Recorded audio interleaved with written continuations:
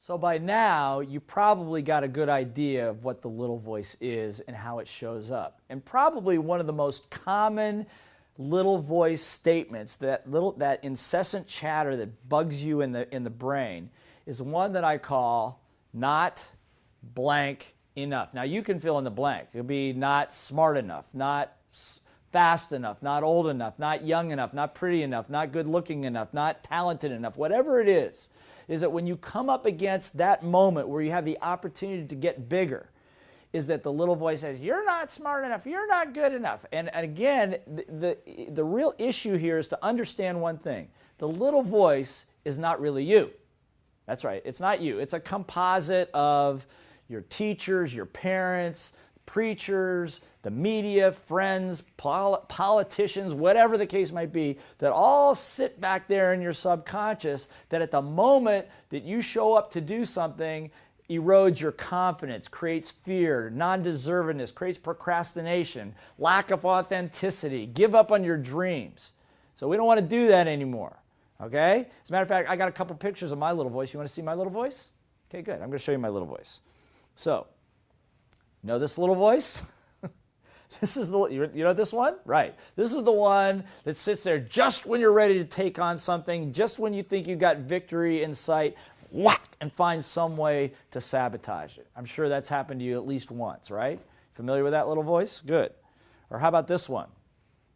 You know this little voice? This is road rage little voice. This is that moment where if somebody gives you one more problem, you're going to reach out, grab their throat, and squeeze it until their eyeballs pop out. And again, high emotion, low intelligence, not a good place to be, okay?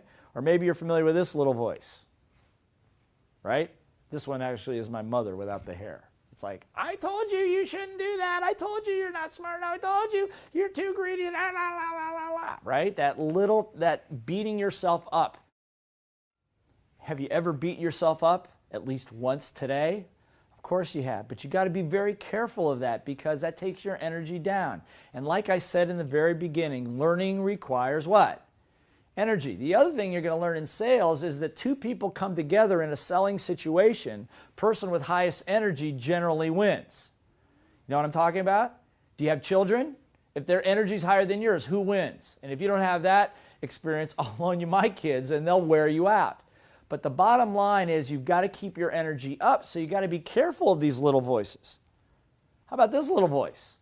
It's like, oh, the government will take care of me. Somebody save me. I'm afraid. I can't. You know, never being, wanting to make more money, wanting to make a sales call, wanting to go to the gym, wanting to form a new relationship with somebody, but being afraid. Well, what if I fail? What if I can't do it? What if it doesn't work? All that stuff. You've got to learn to master your little voice.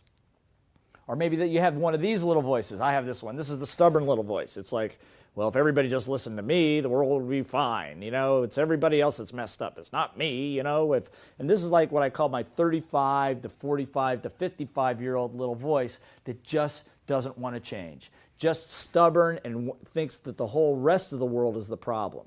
Back in 1982, when I went to that first personal development program, I realized that the problem, one thing in common with all the things that had worked and not, was me. Or maybe your little voices look like this. Should I or shouldn't I? Can I or can't I? Now remember the workbook you downloaded at the beginning of this program? Good. I want you to turn to the common little voice issues portion of it right now, because I want you to do something. When it comes to the results that you want, what are the limiting little voices? I showed you some of mine. What are the limiting little voices that pop up when you try? I want you right now to sit down and make a list. What are the little voices that pop up when you try to go lose weight, when you try to make another sales call, when you're trying to improve a relationship, when your emotion is high and your intelligence is low? Make a list of what that little voice is actually saying, and next to each one, where did that little voice come from?